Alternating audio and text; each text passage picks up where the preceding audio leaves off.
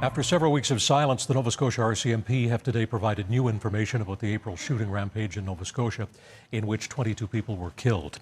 They say their investigators have spoken to more than 650 people in 4 provinces in the United States, some of whom admit they were aware the shooter had guns and replica RCMP vehicles, but they did not inform the RCMP. Still others have said they reported the shooter for domestic violence. The RCMP described him as a grievance collector, a grudge holder, someone who targeted some of his victims on that weekend for perceived injustices of the past. Superintendent Darren Campbell is Criminal Services Officer, Criminal Operations for the Nova Scotia RCMP, and he is joining us tonight. Superintendent, we appreciate your time. I know it's a difficult investigation, a difficult anniversary for the force today, so thank you. Thank you. Superintendent, you've become familiar to us in your role as a spokesperson for the RCMP in this matter, but as the Support Services Officer for Criminal Operations, at what point did you yourself become involved in what was going on that weekend? Yeah, I became aware actually fairly early on. As a Support Services Officer, a number of areas or programs fall under my area of responsibility in Nova Scotia. One of which is the Critical Incident Program, which includes the Emergency Response Team. I did receive a call sometime in and around 11 o'clock on the 18th from our Critical Incident Commander. That's the usual protocol. I'm updated on what was happening as they knew it at the time. And again, I provide the authority to call it the Critical Incident Program. So again, as someone who is in the role you're in, you will know that there are long-standing concerns about the level of policing in rural parts of Canada, including Colchester County, where they've asked for a review of the RCMP's activities there. Can you tell us how many officers first responded to the call to Portapique on that night? I don't have the exact number in front of me, but what I do know is that there were a number of officers. In fact, on the very first, 911 calls, there was a minimum of 4 that responded. In fact, it was those 4 that formed that initial IR team that I spoke of.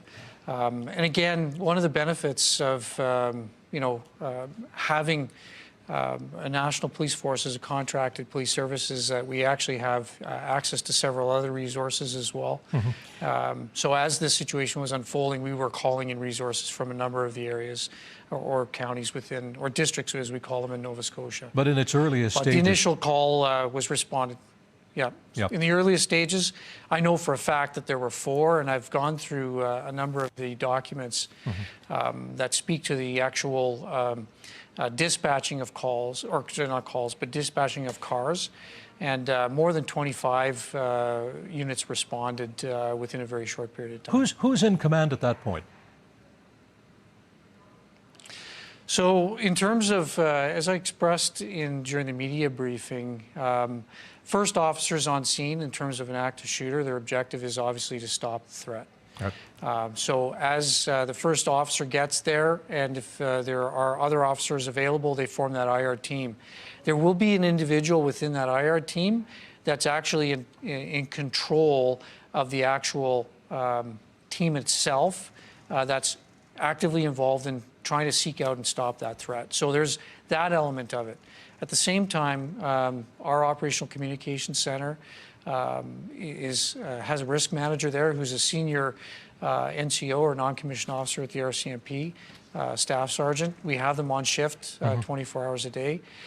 They are also in control of all the dispatching, and they have full awareness of where our units are, how many we have available to us, and they actually have access to calling out additional units. So as this situation was first being dispatched, that risk manager would have control over resources and the calling out of resources. And of course, they will then inform the on-call critical incident commander. And then from that point in time, once the critical incident commander is on the ground, they're in charge of the critical incident. In terms of the communications piece, and there has been some concern expressed about the way all of this was communicated to the public. The first tweet to the public on that night at 11:32 referred to a firearms complaint in Portapique. It's now pretty clear, based on what you and others have told us, that by the time that tweet went out, your officers knew there were multiple casualties in Portapique. What was the point, or even the value, in issuing a tweet that so understated or even downplayed the severity of what was actually happening and the possible danger? to the public?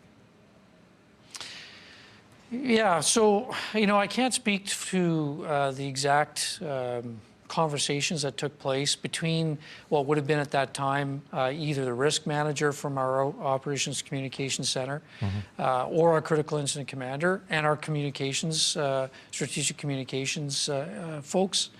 Exactly how that conversation took place, I wasn't part of it.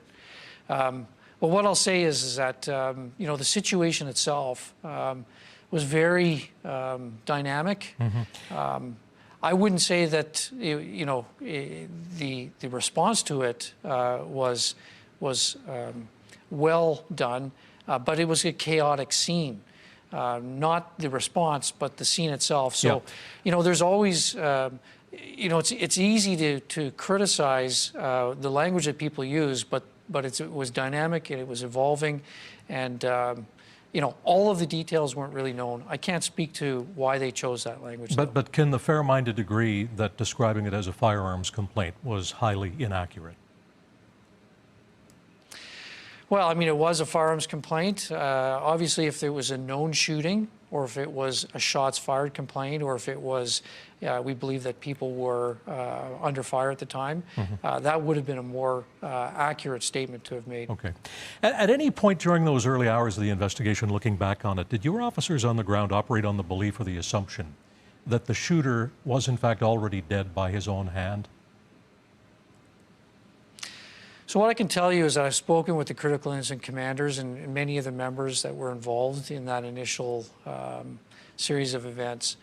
They don't operate on assumptions. They operate on what are possibilities. And one of those possibilities is that the gunman could have killed himself. I talked about that, that behavioral analysis unit assessment, or that psychological autopsy.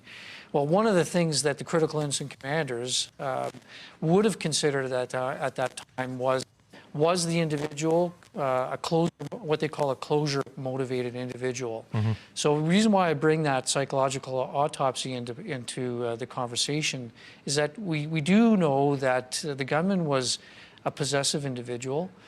We know that he collected many things and that he took pride in the things that he collected or restored. When he started to set his property and those possessions, those valued possessions of his, on fire, that would have been a consideration that lent itself to the critical incident commanders to believe that one of the possibilities is that he was a closure-motivated individual and that he may have taken his own life. But they did not consider that as the only possibility. I can tell you that for certain. You also acknowledged today that people who lived in the area had some knowledge of the vehicles that the shooter had, the weaponry that he had, beyond the horrific crimes that were committed by him. Have you uncovered any evidence to support a criminal charge or charges against any other individual for any action before, during, or after what happened that weekend? We have uncovered evidence that would lead us to consider certain charges. But again, that's part of the ongoing investigation, and I do have to be mindful of that in terms of providing too much detail with respect to that. But I will confirm that there is information and there's evidence out there that could lead to charges. But I think it's what is important that I also articulate is that it's also our belief, the investigative belief, that no one was with the gunman at the time, and that he wasn't supported, and there was no other individual that was with him while he was committing those horrific acts. Is it a crime to produce look-alike decals for an RCMP vehicle, as you've indicated was done here? Is that criminal? So the answer to that would be no. However, if someone's party to an offense, and it's a real gray area, but when in terms of the RCMP decals, the image of the RCMP, that's intellectual property, so it becomes more of a civil conversation. In terms of criminal, if an individual knowingly provided something to someone and that they had a plan to do exactly what the gunman did, there might be some culpability for that individual as an accessory. However, our investigation hasn't uncovered any evidence to support that in terms of the decals. And again, it's a criminal offense to hold yourself out as a police officer, whether you're wearing a uniform, driving a car, or even just in plain clothes, saying that you're a police officer and carrying yourself or identifying yourself as such. That's a criminal offense. So once the individual takes possession of those items and then they use them to have others believe that they're a police officer, that's the criminal offense. And do you suspect that there will be charges coming here? Well, as I mentioned, the objectives of our investigation is to determine what role or knowledge anyone had.